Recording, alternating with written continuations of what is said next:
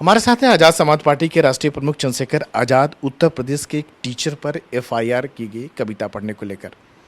देखिए, भारत का संविधान जो है, हम लोग तो संविधान को मानने वाले लोग हैं, और संविधान का जो जिसमें मौलिक कर्तव्य है, आर्टिकल 51A का जो जय है, उसमें इस बात को हर व्यक्ति के, प्रत्येक नागरिक के कर्तव्य के तौर पर बताया गया है कि वो विज्ञानवादी सोच डेवलप करे और अंधविश्वास पाखंडवाद से लोगों को निकाले। अध्यापक को मैंने सुना है, उन्होंने मानवतावादी बनने के लिए लोगों से अपील की है, छोटे बच्चों से अपील कर रहे हैं। और अच्छी बात यह है आपकी जानकारी के लिए कि अखिल भारतीय विद्यार्थी परिषद से जुड़े हुए हैं। लेकिन अगर उन्होंने मानवता की बात की है तो सरकार ने उनके खिलाफ एफआईआर कर दी है। और बाकी आप देख ही रहे हैं, कावड़ में जिस तरह का हुड़दंग जो है कई जगह पे, जो कावड़ियों को बदनाम कर रहे हैं, जो हिंसा कर रहे हैं, जिनको खुली छूट दे दी गई है, चाहे वो हिंदू या मुसलमान, उनको गाड़ियाँ तोड़नी है, उनको महिलाओं को, बच्चों को उनके साथ जो है आतंक जैसा माहौल बना। कई जगहों पर आ रहा जिस तरह से गाड़ी को तोड़ रहे हैं, पिटाई कर रहे हैं, दुकान तोड़फोड़ कर रहे हैं, कानून व्यवस्था सीधे अपने हाथ में ले रहे हैं। तो इसका जवाब सरकार को देना चाहिए ना। ये छूट कैसे मिल सकती है?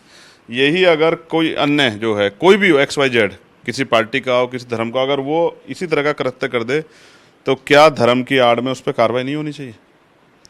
कैसे आती है गाड़ी? कोई लोन ले खरीदता है, कोई अपनी जीवन भर की पूंजी लगाता है।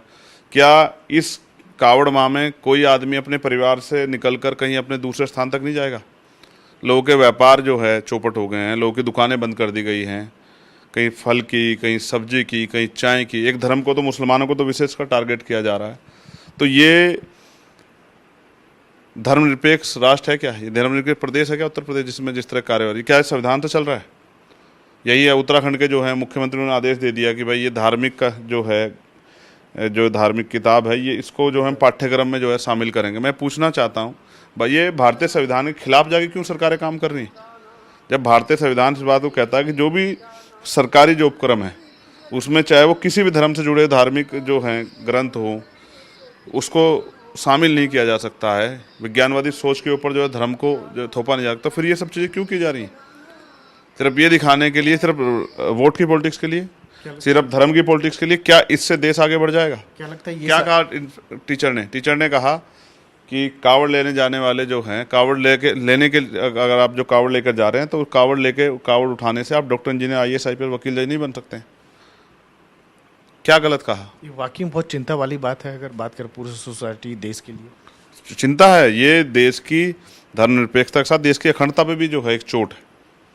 और कई बार माननीय सर्वोच्च न्यायालय ने इस तरह की घटनाओं पे, माननीय जो है उच्च न्यायालय ने सरकार को फटकार लगाई है, लेकिन सरकार है कि बाज नहीं आना चाहती। मैं आपसे बहुत विनम्रता से कह रहा हूँ, इसका शिकार कोई भी हो सकता है, कोई पत्रकार हो सकता है, कोई अधिकारी हो सकता है, किसी जाति धर्म का व्यक्ति हो सकता है। इतनी खुली छूट देना कि पूरी गाड़ी को तोड़ देना, ये हर्जाना किससे भुगता जाएगा? जिसकी गाड़ी टूट गई है, जिसको नुकसान हुआ, जिसको चोट लग गई, अगर किसी के व्यक्ति की जान चली जाएगी, ये हर्जाना कौन वो करेगा? क्यों नहीं आप अंकुश लगा रहे हैं जो आए हैं इस कार्य के, उनको भी क्यों नहीं कह रहे हैं कि ऐसा मत करो? मैं ये नहीं कह रहा हूँ कि सब कर रहे हैं, लेकिन कुछ है ना, उन कुछ को चिन्हित करके उन पर क्या कार्रवाई की? कितनी FIR लिखी गई? पुलिस बताए। पहले भी हुआ ये इसी सरकार में क्यों हो रहा है? इससे पहले भी कावड़ के त्यौहार हुए हैं हर साल में। आज की थोड़ा ये कावड़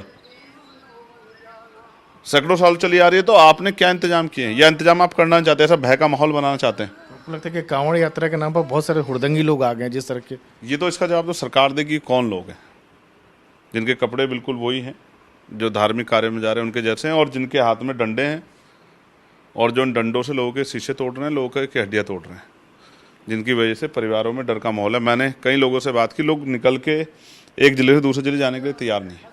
उनको लगता है कहीं अगर गलती से जरा सा कहीं टच हो गया तो धर्म के नाम पर उनके साथ जो है जानवरों जैसा या मॉब लिंचिंग भी उनकी हो सकती है। इसका जवाब सरकार को देना चाहिए, माननीय मुख्यमंत्री जी को देना चाहिए, माननीय DGP जी को देना चाहिए, DGP महोदय को, माननीय चीफ सेक्रेटरी को देना चाहिए कि कौन सी कानून व्यवस्था और कौन सी जो है प्रदेश में आपने नई पॉलिसी लागू की जिसमें इंसान जो है घर से निकलने डर रहा है।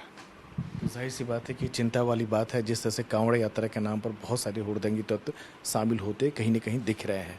नई दिल्ली में कैमरामैन सचिन गुप्ता के साथ राजीव रंजन, NDTV इंडिया।